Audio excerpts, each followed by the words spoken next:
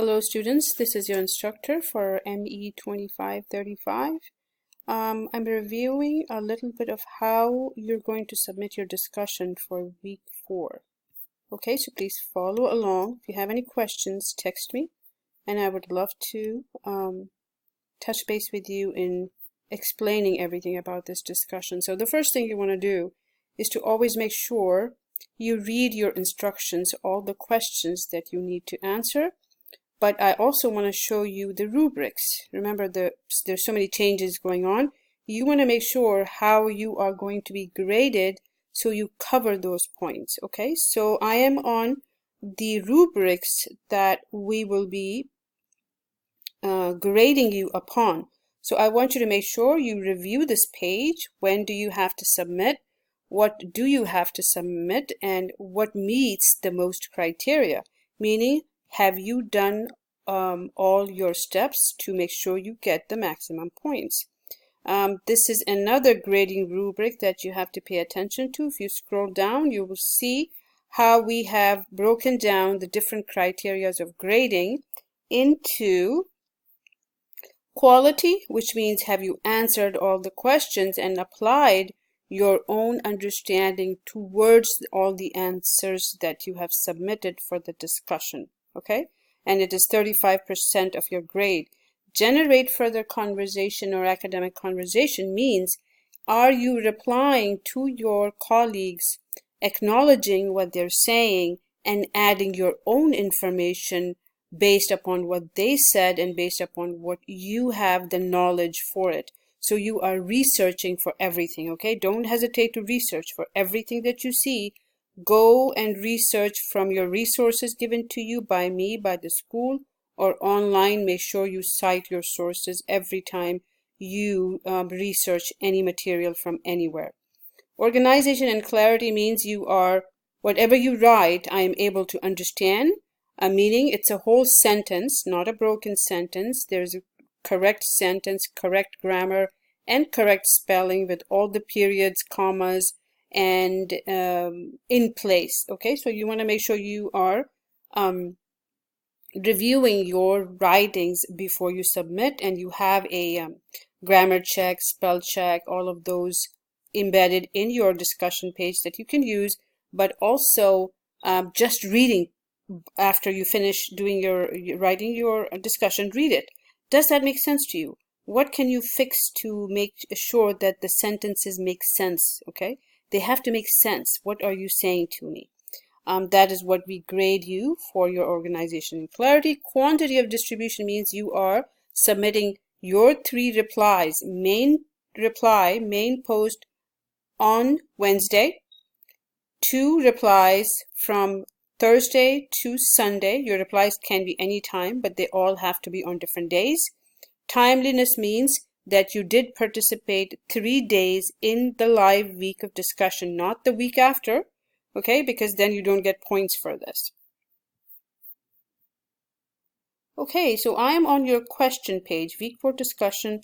Make sure you review the discussions thoroughly, the questions thoroughly, and this is your question, and the question is basically dependent upon this medical record. Don't forget to read and understand what are you going to be answering the questions for. These are your 3 questions, but these questions are coming from this medical record given to you. A 5-year-old established patient presents today to get vaccination to start school. Okay, now this is happening. There's nothing else, no counseling given to the patient. I'm saying that because it is making a difference on your coding, and you have the 4 vaccines given to you to code for. So remember, this is an established patient coming to see a doctor for his immunizations. You want to make sure you code for evaluation management. Okay, there is an evaluation management code, and then you are coding for 2 immunization codes. One is for the substance, which is diphtheria, inactivated polio, or measles, or varicella. You will find that in the book. In your CPT manual, remember this is a procedure code. You are looking in the CPT manual under medicine section. First, you go to your index, look for vaccines, which are all these, and then look for administration, which is how were these vaccines given? Okay, does that give us any information here? Then you go ahead and read the questions here, which is describe the coding path you would take, right? What is a coding path? The coding path is always going to your index first, finding the main terms, the subterms, the code ranges, coming back to your tabular list and confirming those codes by matching the terms. Remember all these terms right here? You have to match them in the tabular list, confirm the codes, and then apply them in your answers or your if you're filing a claim. But you just have to give me the exact location, the methods that you did using the scenario, okay? So you are telling me that you went to index, you looked for the main term, what is your main term? You look for the subterm, what is your subterm? And then going to the tabular and then explaining me what was your pathway using the correct terms for this scenario. I don't care if you don't give me the right code, does not matter, but you have to give me the right methods. Would you add a modifier? This information is given to you on your tabular pages in your CPT book where you go and confirm all these codes. So make sure you read the guidelines, any notes given on that page. Explain how the guidelines affected your code choices. You are reading those coding guidelines on your tabular list, under your immunization, under your vaccine codes, and giving me a little bit of understanding of how were you able to confirm any code that you did for this scenario. Okay, so now I am on the main page for discussion week 4, and you can see how I have posted a few discussion posts to give you some additional help and resources. Okay, you always want to read that. Just a quick click and look into it, and you can see how I am trying to give you an immunization coding video to review and understand before you write your own main post, before you reply to anyone, just to understand, okay, how do I code for immunization? I want you to kind of review what resources you already have in your course, which is chapter 26, giving you the page numbers. Also, if you go to your interactive modules, it says 4A, but I want you to also look at 4B, which is giving you a little bit of information of how to code for immunization. I've also posted a video here. This one is a link for video. If you look into this, it will give you a good understanding of how to code for immunization again. And this is another page from AAPC that gives you some examples as how to code for this scenario. Okay, so these are some of the really important resources. As you can see, I have given you some more information of how to code, what main terms, subterms to look for, and kind of ask you a question. You can also respond to me when you're responding to any other classmates. You can also reply to me, review this, and kind of give me a question to answer you back. I am in your 4B interactive module for this week, and you will see that this is giving you the steps of correct CPT coding. It's a huge, huge, huge determinant of how you code from the CPT, how you go from step by step. Make sure you use this from here or from your interactive 4B module and follow these steps to find the code in your CPT manual. I am in your CPT book now, and I want you to go to your contents in the CPT manual and look for medicine section, which is on page 633. This page is actually just X, Roman numeral X and 1 in the very beginning of your CPT coding manual, first few pages. You will see the content with medicine section. This medicine section will tell you where to go to find the coding guidelines. So make sure you go to page 633 from here.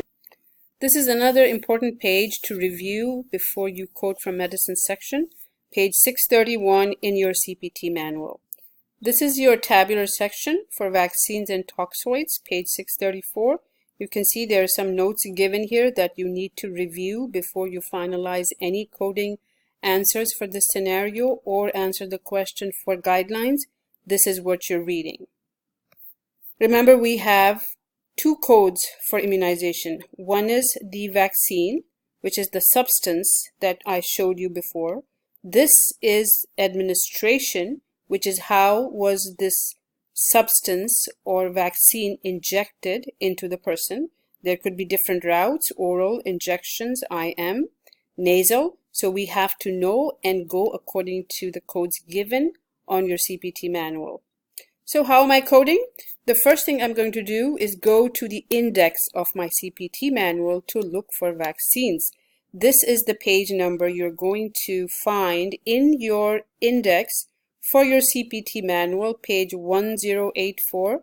You are looking for vaccines. Under the vaccines, you're going to find all the different kinds of substances you are supposed to code for. So this is the first step, the index of your CPT manual.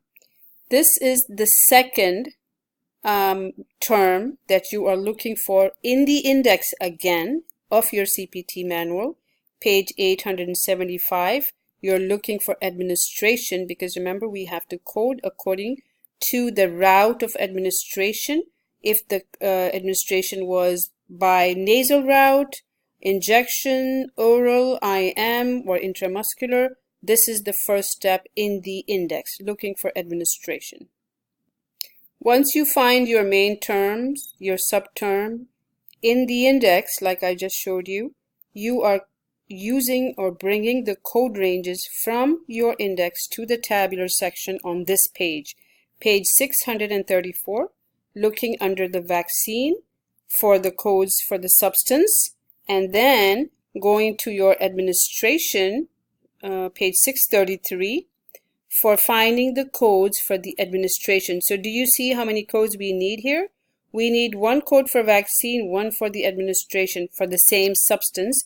There might be a combination code in which you have 3 substances given in one injection. So you are going to use one code for 3 substances if that is what the coding manual is giving you an option for. But administration is also according to how you gave it. It's going to be one injection for 3 substances according to the codes provided and according to the options available for you. So remember, we are following the index to this tabular on these pages as I have just shown you. Okay, a quick review of some of these substance, toxoids, vaccines. They're all the same things, different names: substance, toxoids, vaccines. These are all the codes that will be given to you in this order in your CPT manual tabular list. Okay, so this is an example page of a tabular list giving you the different kinds of substances, and you can see how you have the names given, the different abbreviations for them in highlights, and underlined by the mode or the route of administration. So you're getting all this information on your tabular list, and it should be very clear once you start practicing a little bit. Same thing again here, showing you the different pages. This is for intramuscular. Okay, so this is again, do you see how there is a intramuscular, intradermal, oral, intramuscular, subcutaneous? You are paying attention to all these terminologies. One quick addition to every information that I've given you is make sure for administration you're paying attention when you read the tabular list that these codes are very much dependent upon the age and the counseling of the patient, with or without family. And that is what your question is based upon too. How old is this patient, and how are we going to code exactly dependent upon the age, the counseling given or not, with or without family. Please remember that, and if there's any questions, keep in touch with me. Thank you.